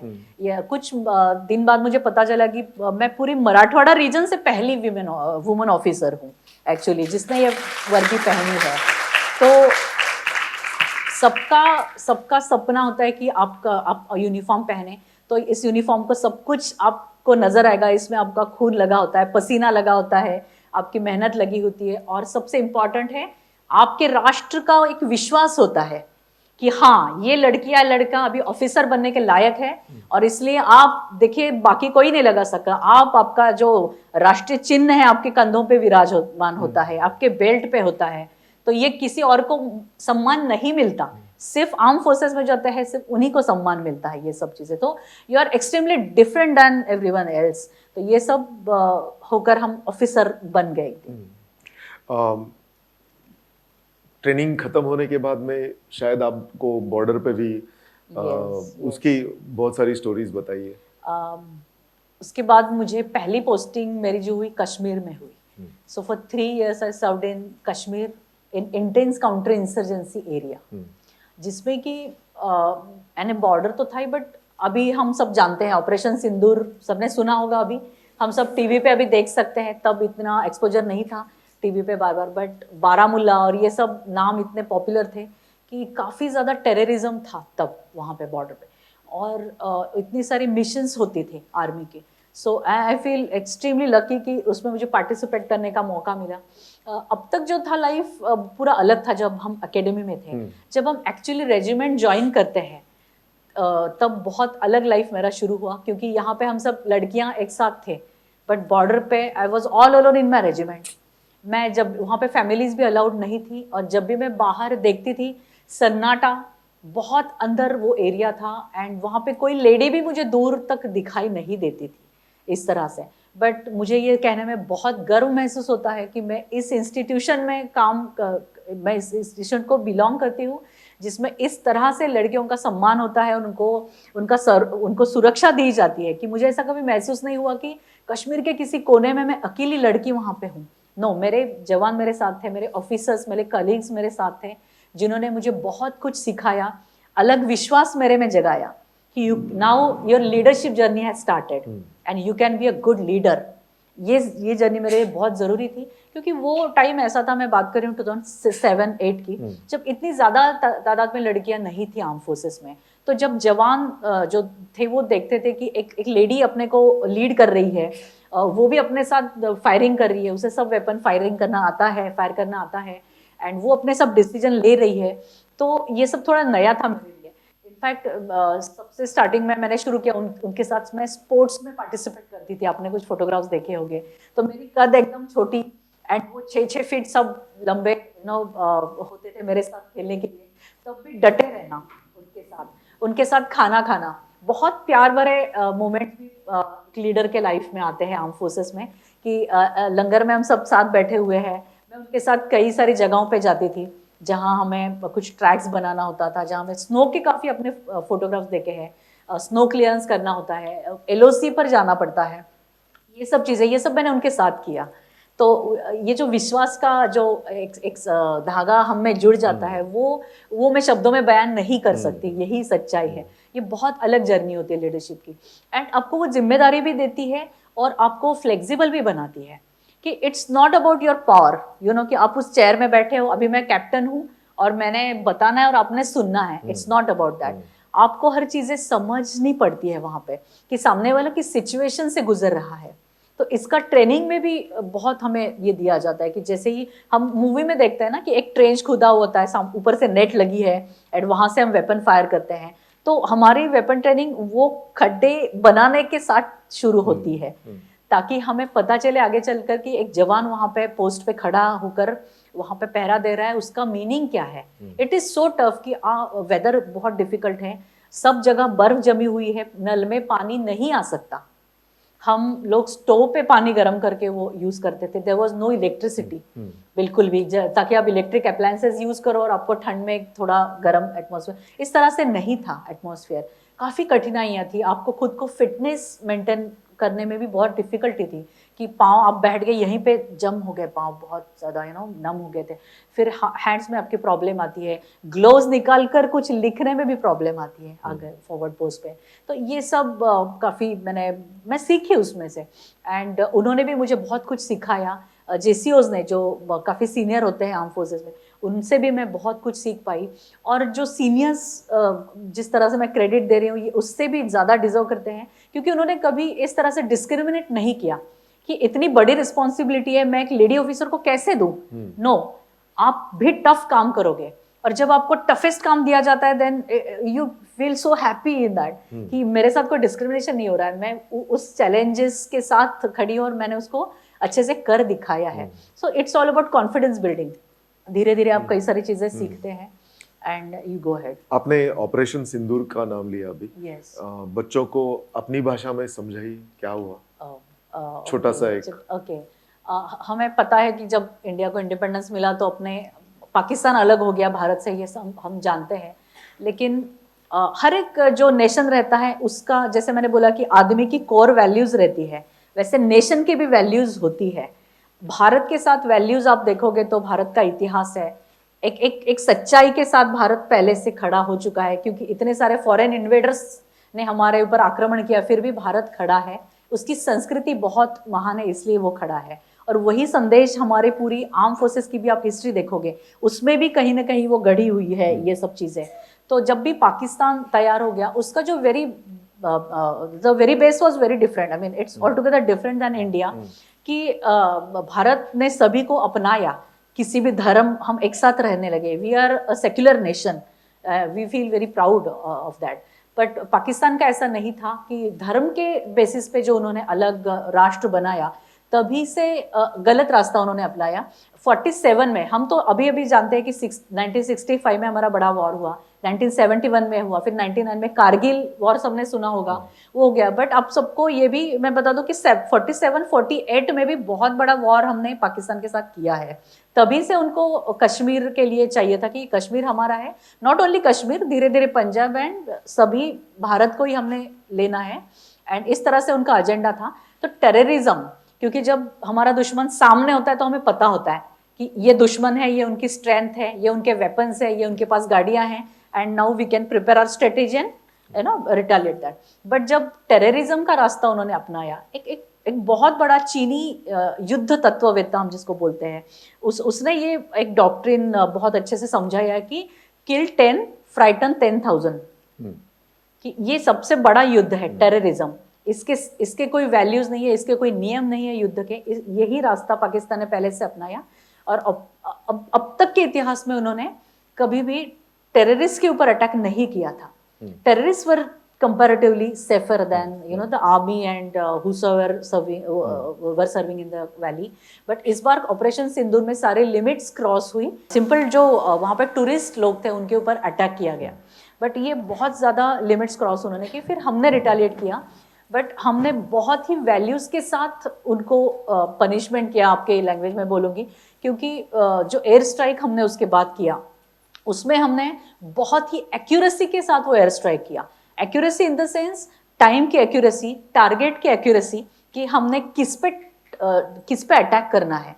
तो सिर्फ हमने जो ये टेररिस्ट जो ऑर्गेनाइजेशंस है, इसके बारे में मैं आपको बता दूं कि जैसे आर्मी का एक ऑर्गेनाइजेशन होता है एंड एम होता है to protect our borders, to protect our country, वैसे ही एग्जैक्टली अपोजिट लोगो लेकर कुछ जिहादी जो माइंडसेट होता है कि हम सब एक है और हमने सबने अभी दूसरे का जो इंडिपेंडेंस है उसके ऊपर अटैक करना है। तो इसके लिए कुछ नाम मैं आपको बताना चाहूंगी। वी मस्ट नो, मुझे ऐसा नहीं लगता कि कोई भी बच्चा छोटा है ये सब सुनने के लिए। We should be trained enough now कि लश्कर तोयबा है, जैश ए मोहम्मद है, ये सब हिजबुल मुजाहिदीन हो गया, ये सब प्रॉपर ऑर्गेनाइजेशंस टेररिस्ट लोगों ने कई दशकों से बनाए हैं। उनके प्रॉपर गेस्ट रूम्स है, उनका प्रॉपर नेटवर्किंग है, ऑफिसर्स है, उनकी रिस्पॉन्सिबिलिटीज है, उनके यूनिफॉर्म्स है, ये सब चीज़ें हैं जिस तरह से इंडियन आर्मी है। तो इनके जो बेसिकली जहाँ पे ये ट्रेन किए जाते हैं, अजमल कसाब का नाम सबने सुना होगा, अगर नहीं सुना है तो आप अजमल कसाब गूगल पे ढूंढिए, कई सारे टेररिस्ट के नाम आपको मैं बता सकती हूँ जो इन सब सेंटर्स में ट्रेन हुए थे। यानी जैसे हमारे मम्मी पापा हमारे सामने लक्ष्य रखते हैं कि बेटा आपको बड़ा बनना है, आपको अच्छी पढ़ाई करनी है, संस्कार लेने हैं और कुछ अच्छा कर दिखाना है, एग्जैक्टली अपोजिट बुरी तरह से कुछ बच्चे पढ़ाए जाते हैं कि आपको बड़ा बन के टेररिस्ट बनना है, इसलिए आपको बचपन से हाथ में वेपन लेने हैं और आपको बस जो बताया गया है उतना ही काम करना है, विध्वंस का काम करना है, आपको जिहाद फैलाना है। आपको ये बेसिक मोटो लेकर कुछ ये ऑर्गेनाइजेशन कई दशकों से पाकिस्तान में काम कर रहे हैं, और पाकिस्तान ऊपर से दिखाता है कि इनका हमारे साथ कोई रिलेशन नहीं है, दे आर इंडिपेंडेंट। तो हमने बोला कोई बात नहीं, आपके साथ कोई रिलेशन नहीं, हम आपके ऊपर अटैक करते नहीं हैं, हम इन्हीं के ऊपर अटैक करेंगे। And without killing a single civilian हमने अटैक किया, पहला एयर स्ट्राइक किया, और इन सब ये हमने तबाह कर दिए पूरे उनके जो ट्रेनिंग सेंटर्स थे बेसिकली एंड हेडक्वार्टर्स थे उसमें, ये हमने तबाह किए। फिर पाकिस्तान लेकिन चुप नहीं बैठा। पाकिस्तान में काफ़ी अंदरूनी प्रॉब्लम्स भी है, 3-4 उसके हिस्से अलग होना चाहते हैं बलूचिस्तान जैसे, या तो फिर उनका जो अर्थव्यवस्था है उनकी बहुत कमज़ोर हो चुकी है। फिर भी उन्होंने दोबारा हमारे ऊपर अटैक किया, हमारे एयर स्ट्राइक के ऊपर, कि हम काफ़ी, और उनका ये रहा है कि इनोसेंट लोगों के ऊपर हमने अटैक करना है, यही मोटो रहा है। रजौरी में उन्होंने पुलिस हेडक्वार्टर्स पे अटैक किया, सिंपल घरों के ऊपर अटैक किया, महिलाओं के ऊपर अटैक किया। फिर हमने सोचा कि इस प्रॉब्लम को हमने जड़ से उखाड़ना है। जड़ से उखाड़ेंगे या कब वो मुझे पता नहीं, लेकिन बहुत अच्छे तरीके से इनको हमने सबक सिखाना है। इंडियन नेवी के बारे में आप अगर पढ़ो तो बहुत ही उन्होंने अच्छा काम इसमें भी किया है, और एयरफोर्स में भी हमारा जो इंडियन एयरफोर्स है उन्होंने भी बहुत अच्छा काम किया। उनके जो बेसिक सेंटर्स थे, जैसे रावलपिंडी आपने नाम सुना होगा, वो हमने उनका पूरा उड़ा दिया है। जो उनका नेवल पावर था और एयर पावर था उनका, ये दोनों हमने बहुत ही बढ़िया तरीके से कमजोर कर दिए हैं।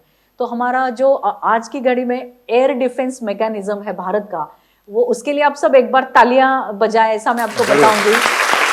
क्योंकि 3-4 लगातार, देखिए 3-4 दिन रातें लगातार हमारे जो एयरफोर्स के थे, ड्रोन्स के ऊपर ड्रोन्स आ रहे थे, सामने से मिसाइल्स आ रहे थे, लेकिन एक भी मिसाइल बॉर्डर क्रॉस करके इंडिया में नहीं आ पाया।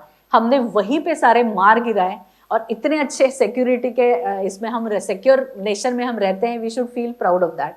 सो इस तरह से हमने उनको सबक सिखाया और अभी काफ़ी साल लगेंगे उनको दोबारा खड़ा होने के लिए। और उनकी नेवी और एयरफोर्स जिस तरह से हमने तबाह की है, उनको दोबारा बनाने के लिए बहुत साल लगेंगे। तो बुरा सोचोगे, बुरा नतीजा होगा, ये हमने उनको सिखाया है, राइट। और दोनों भी तरह से ये होगा, अभी सहन नहीं करेंगे हम। एक मर्यादा होती है सहन करने की। हमने वही, हमारा जो इंडिविजुअल लाइफ होता है उसमें भी आपने डिसाइड करना है, एक पर्टिकुलर लेवल होती है, तब तक मैं सहन करूंगी, लड़की हो या इंसान हो। उसके बाद अगर मुझे कोई हाथ लगाएगा तो मैं 2 थप्पड़ लगा के छोड़ूंगी सामने वाले को। तो लड़की की भी जो इमेज है ऐसी होनी चाहिए, और वही इमेज हमने इस ऑपरेशन के दौरान भी देखी। आपने देखा होगा 2 लेडी ऑफिसर्स ये सब ब्रीफ कर रही थी, है ना। Yes, wing commander Vyomika Singh और कर्नल सोफिया कुरैशी इसमें आई, और उन्होंने देखा कि उन्हें बताया हमें किस तरह से हमने ऑपरेशन ये सब किए हैं। तो ये आज की इतनी बुलंद, भारत की बुलंद तस्वीर जो हम बजाज का लोगो है, वो आज मुझे बहुत अच्छा लग रहा है। वक्त बहुत चला जा रहा है, इतनी अच्छी आप स्टोरीज बता रही है, लेकिन मुझे बच्चों को भी प्रश्न पूछने के लिए एक अवसर देना है। लेकिन उसके पहले एक बहुत महत्वपूर्ण चीज आपसे पूछनी थी। आपकी फाइनली शादी हुई, तो उसके बारे में बताइए। एक 5 मिनट का कैसे रहा, क्या हुआ? ये मैं जरूर बताना चाहूंगी कि जैसे हमारा एक प्रोफेशन होता है, वैसे हमारा पर्सनल लाइफ भी होता है। एंड सामने मेरे इतनी सारी लड़कियां हैं, इसलिए मैं बताना चाहूंगी कि लाइफ में सबसे इम्पोर्टेंट होता है डिसीजन मेकिंग। हमारा लाइफ क्या है, मैं आज क्या हूँ, जो मैंने डिसीजंस लिए हैं मेरे लाइफ में। So decision making is extremely important. तो इसी तरह जैसे मेरा प्रोफेशनल लाइफ चलता रहा, मैंने कई जैसे मैंने बॉर्डर पे काम किया, वैसे मैंने एडमिनिस्ट्रेशन का काम किया, मैंने कोर्ट की केसेस भी संभाली आर्मी की। तो इस दौरान मैंने सब सोच समझ कर शादी की। एंड उसके बाद मेरी 2 बेटियां हैं जो आपकी ही एज की है, एक 7th में, एक 4th में है, और वो भी मेरे साथ रही है, पंजाब बॉर्डर पे रही है, उत्तराखंड में रही है, गुजरात में रही है। तो ये सब लाइफ भी मेरा चलता रहा। एंड घर से मुझे काफ़ी अच्छा सपोर्ट मिला, हस्बैंड से भी सपोर्ट मिला। इसलिए आर्मी छोड़ के जब मैंने डिसाइड किया कि नहीं, मैं कुछ साल पॉज लेकर सिविल में रहना चाहूँगी, तो इसमें भी मैं कभी निराश नहीं हुई। क्योंकि ये बहुत डिफ़िकल्ट फेज़ है कि हम बोलते हैं आर्मी में जाना भी डिफ़िकल्ट है, वहाँ पे टिकना भी डिफ़िकल्ट है, और आर्मी छोड़ना सबसे ज़्यादा डिफ़िकल्ट है। क्योंकि एक दिन आपको आपका यूनिफॉर्म हैंगर पे लगाना है, यूनिफॉर्म आपकी स्किन बन जाती है, और आपको उस डिसिप्लिन की, उस एक स्ट्रेंथ की आदत लगती है, उस लाइफ की एक आपको उसमें आप पूरे ढाले जाते हैं। वो छोड़कर आपको सिविल लाइफ एक्सेप्ट करना मेरे लिए बहुत डिफ़िकल्ट था। But with the support of my husband and my family I did it. और फिर मैंने हौसले अपने बुलंद किए कि मेरी जो स्टोरी है शायद मैं सभी के सामने रख पाऊंगी, उनसे कुछ शेयर कर पाऊंगी, ताकि वो भी इसी रास्ते पे कल का जाने के लिए सपना देख सके। और दोबारा फिर मैंने जर्नी शुरू की कि मुझे लिखने का पैशन था कि बाहर चल के मैं किसी कंपनी में काम कर सकती थी, पर फिर मैंने चॉइस मेरी रखी सामने कि जो मैं करना चाहती थी बचपन से, वो शायद मैं अभी से शुरू करूंगी। मुझे बोलने की आदत है, मुझे लिखना ज़्यादा अच्छा लगता है, मुझे रिसर्च में बहुत इंटरेस्ट था। सो उस डायरेक्शन में मैं गई और मेरा दूसरा करियर मैंने स्टार्ट किया उसमें। तो शायद यहीं रुकते हैं, अभी बच्चों को प्रश्न पूछने दीजिए। सो नाउ आपको जो भी प्रश्न है पूछ सकते हैं। My name is Saujanya. Like I just wanted to ask, I have spectacles. Will I be able to join army? Yes, even I had spectacles. Yes. Will I pass like health Yes, test? yes. Why not? There's a limit for it. So in all these notifications, they mentioned it clearly. Said beyond this particular number or beyond this condition, we will not accept. But otherwise, up to this extent, you can apply for Army, Navy, Air Force, everywhere. there's no problem. With these specs, I did my riding, then rifle shooting. I did quite good in my academy years. So specs is not a problem at all. Then, like, India is Indian Army, Pakistan is Pakistan Army. Then who exactly are terrorists? Are they independent? Who supports them? Yes. Actually, Pakistan Army is totally different. Indian Army is different. Army is basically to protect the nation, right? So, Pakistan Army protects Pakistan, right? But they also support terrorists, right? Kargil जो लड़ाई लड़ी गई थी, तो कारगिल में they just उन्होंने ऐसे दिखाया था कि सामने से टेररिस्ट आपके ऊपर अटैक कर रहे हैं, बिकॉज उन्होंने उनके सोल्जर्स के कपड़े बदल दिए थे, उनको टेररिस्ट में कन्वर्ट किया था, and actual terrorist were also there. So ये दोनों मिल के दूसरे देशों के ऊपर अटैक करते हैं. एंड टेररिज्म का शिकार सिर्फ भारत नहीं है, वर्ल्ड वाइड टेररिज्म. अब ये भी ओसामा बिन लादेन को कैसे पकड़ा और कैसे मारा, ये सब आप बिल्कुल गूगल पे सर्च कीजिएगा कि अमेरिका भी टेररिज्म के अगेंस्ट कैसे उन्होंने कई सारे चीज़ें की. तो Pakistan is the origin of the terrorism. जब तक पाकिस्तान है टेररिज्म रहेगा. टेररिज्म को हम मिनिमाइज कर सकते हैं, शायद कभी मिटा नहीं पाएंगे. जब तक हम जिहादी माइंडसेट है तब तक टेररिज्म रहेगा, because they don't value others rights to life, right to life और right to live. They don't count it. उनके लिए जो वो है सिर्फ उन्हीं का लाइफ इंपॉर्टेंट है. दूसरे जो धर्म है, दूसरे का जो इंडिपेंडेंस है, it is nothing, it should not exist is their motto. So they are terrorist, not us, right? Last question. Like, I just wanted to know army ranking. Army ranking. अच्छा, ओके. Army ranking. सो जैसे आप academy से pass out होते हैं, first day जो आपको proper uniform मिलता है, you pass out as a lieutenant, then 2 years आप फिर कैप्टन, फिर major, lieutenant colonel, brigadier, major general, lieutenant general, general and field marshal. इस तरह से रैंक्स होती है. रैंक्स आपको इजीली नहीं मिलती, आपको एग्जाम्स पास करनी होती है और आपको पर्टिकुलर टाइम भी सर्व करना पड़ता है. तो जैसे मैं लेफ्टिनेंट थी, मुझे कैप्टन होने के लिए करना पड़ा, फिर मैं मेजर हुई, उसके लिए मुझे एग्जाम्स और मेरी सर्विस अच्छी रिकॉर्ड ये सब करना पड़ा. उसके बाद आपको प्रमोशन मिलता है. Excuse me, ma'am. Myself is Sinchan IS. Ma'am, can you explain about 1971 war? 71 war भी हमारा और पाकिस्तान के बीच में लड़ा गया था. बेसिकली 65 का जो था वो भी पाकिस्तान और भारत के बीच में था, और 71 का भी था. 71 वॉर तक जो है इंडिया काफ़ी अच्छे पोजीशन में आ गया था, एंड उसका जो आर्मी नेवी एयरफोर्स थे काफ़ी है ना कंपैरेटिवली डेवलप होते गए. तब की प्राइम मिनिस्टर थी, कौन प्राइम मिनिस्टर था 71 में, कोई बता सकता है? Correct, iron lady Indira Gandhi. तो पाकिस्तान अभी हम जिसे बांग्लादेश बोलते हैं, वो पहले ईस्ट पाकिस्तान था, और वेस्ट पाकिस्तान की जो पॉलिटिकल सिचुएशन थी उसकी वजह से ये सब काफ़ी उन्होंने वायलेंस का साथ लिया और ईस्ट पाकिस्तान के ऊपर अत्याचार करना शुरू कर दिया. इतने ज़्यादा अत्याचार हुए कि वो आपको देखो करके मैं रेकमेंड नहीं करूँगी. इतने ज़्यादा अत्याचार हुए और फिर इंडिया ने बहुत ही स्ट्रॉन्ग स्टैंड लिया उनके लिए, और हम उनके साइड से हमने वॉर किया, और बांग्लादेश अलग से देश करके उसका वो एग्जिस्ट कर लिया. उसके बाद में 71 में तैयार हुआ बांग्लादेश. तो इन सब में भारत का बहुत ही इम्पोर्टेंट रोल था. भारत की नेवी होगी, भारत का एयरफोर्स, जैसे मैंने बोला. सो इस तरह से 71 के वॉर के बारे में बता पाऊंगी. Myself, Hina, I want to ask that from which age you join army? See, there are different entries. जैसे एक बड़ा घर होता है, उसको अंदर जाने के लिए डिफरेंट दरवाजे होते हैं, राइट? एम सबका एक ही, अंदर जाना है आपको. उसी तरह आर्म फोर्सेस का है. A lot of entries are there.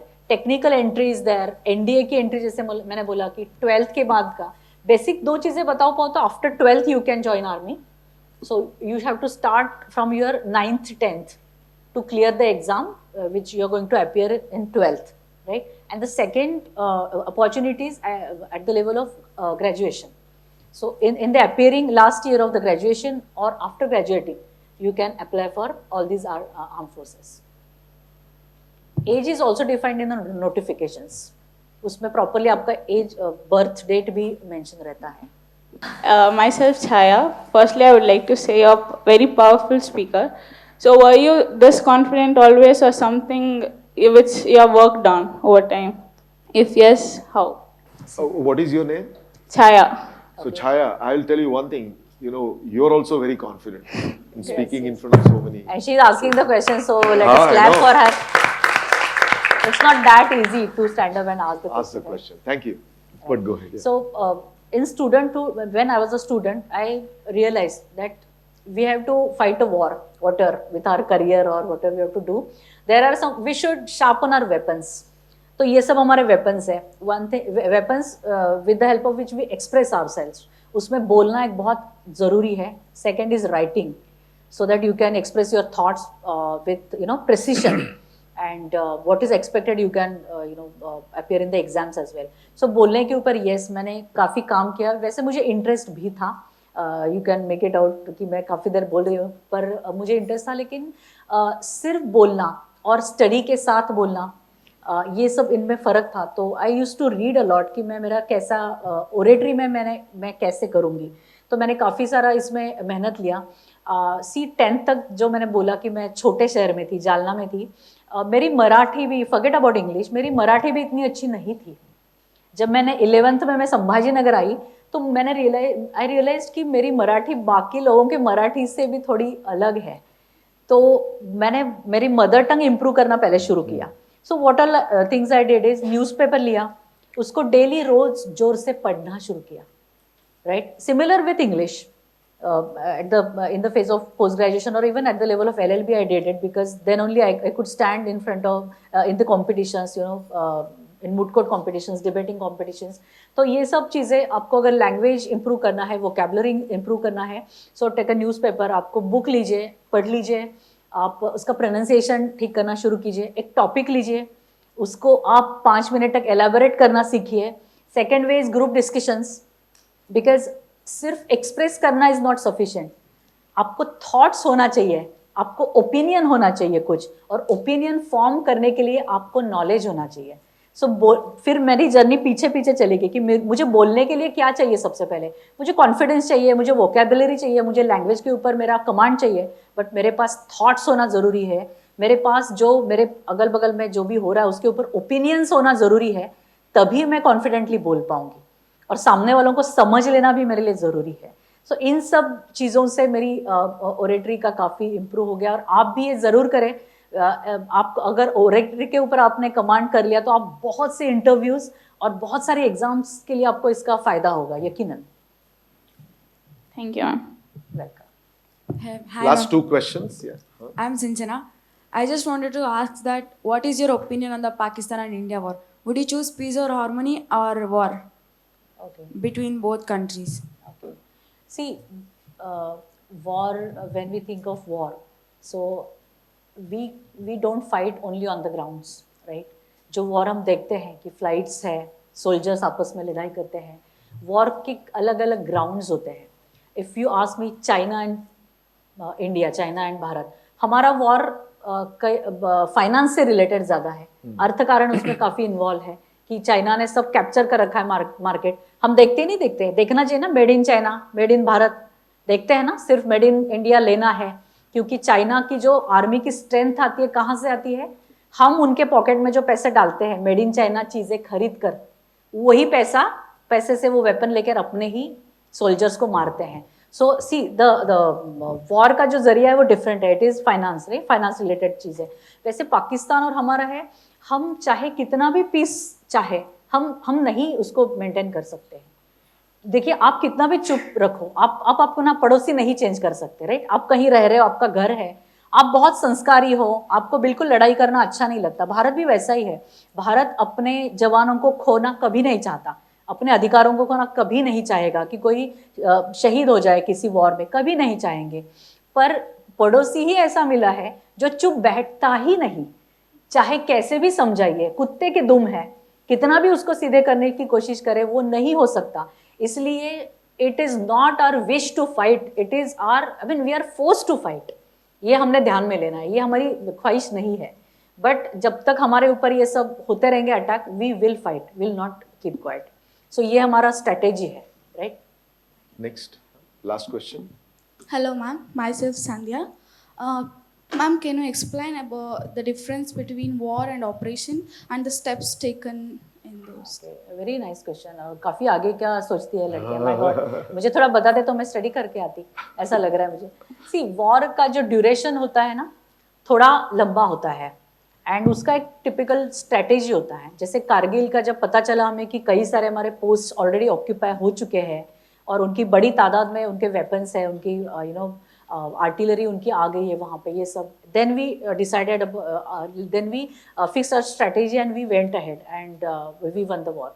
But जो ऑपरेशन होता है ये उसी पर्टिकुलर इसका हिस्सा होता है. जैसे एक ऑपरेशन, फॉर एग्जांपल जो सर्च ऑपरेशंस जहाँ पे टेररिस्ट छुपे होते हैं, उसका एम बहुत पर्टिकुलर होता है और बहुत लिमिटेड भी होता है, प्रिसाइज होता है कि सर्च करना है और टेररिस्ट की किल करना है.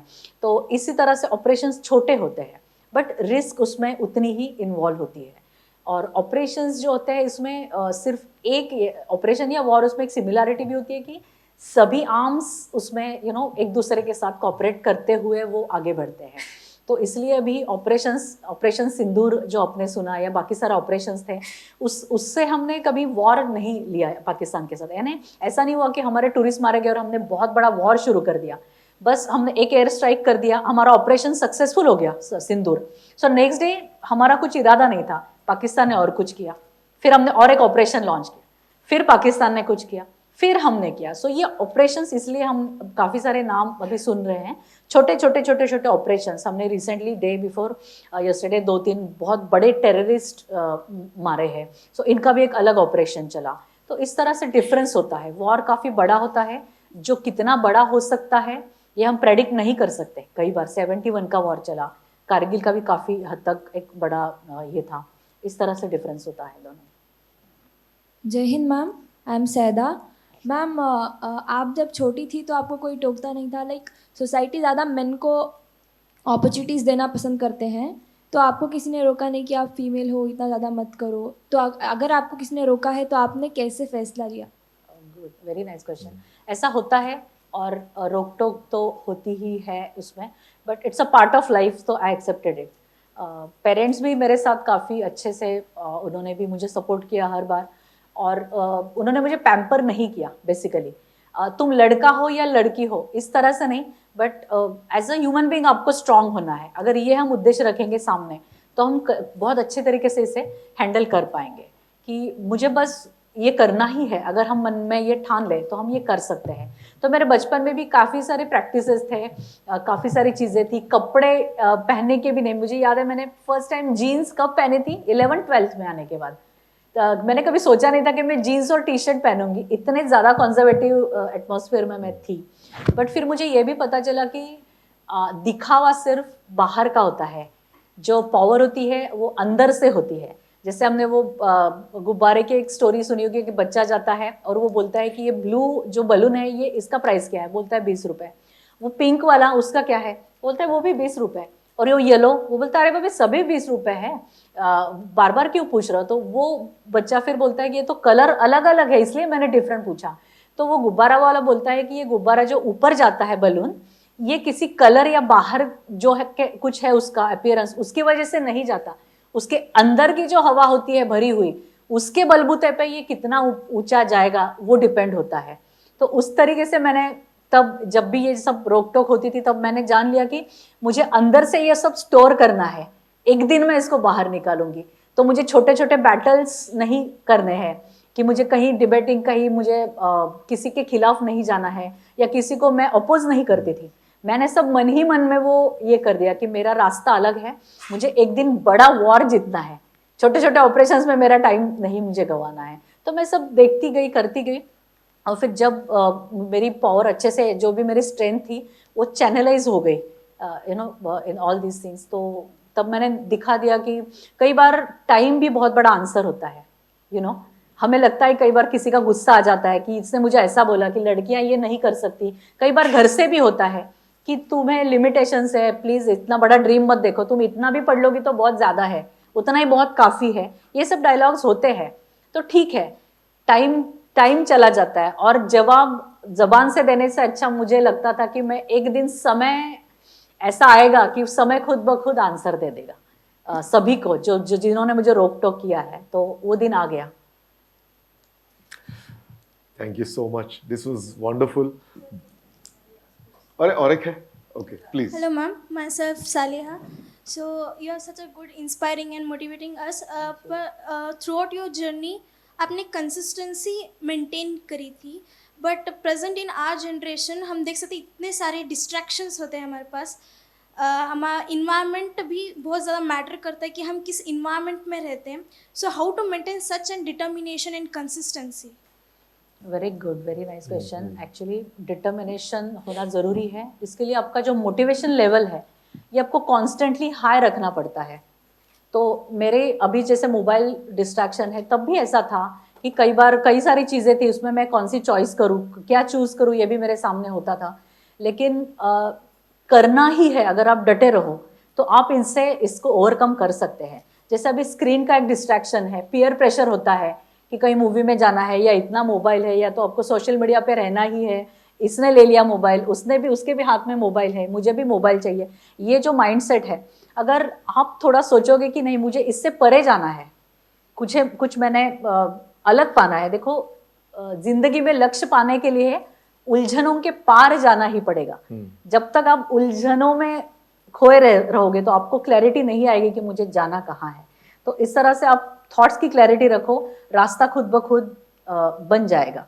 और सबसे बड़ा मंत्र जो मैंने बचपन से इम्प्लीमेंट करने की कोशिश की, जो मुझे दादाजी ने दिया, वो है भगवत गीता का कि उद्धरेद आत्मनात्मानं न आत्मानम अवसादयेत। अपना उद्धार करना, अपनी ग्रोथ करना, अपना जो विकास है वो करना अपने ही हाथ में है। आत्मनात्मानं, खुद ही रिस्पॉन्सिबल हो। आपको फेल्योर है, टेक दैट रिस्पॉन्सिबिलिटी कि मेरा ही कुछ गलत होगा इसलिए मुझे फेल्योर मिला है। आप उसका ब्लेम किसी और को मत दीजिए। आपको सक्सेस मिला है, फील दैट कॉन्फिडेंस कि yes I did it, why not, I want to go beyond this. So उद्धार करना अपने आप को, जो आपका प्रोग्रेस करना है, ये सब आपके हाथ में है। इसलिए खुद को बहुत प्रेशियस समझना। अपने को जो ह्यूमन ये मिला है life, it is so precious, it is not to waste. I mean don't waste a single minute of it. कुछ ना कुछ आगे करने की कोशिश करो। Start wherever you are with what you have, make something of it and never be satisfied. So अपना उद्धार खुद करो। फिर से thank you so much, this was so good, wise.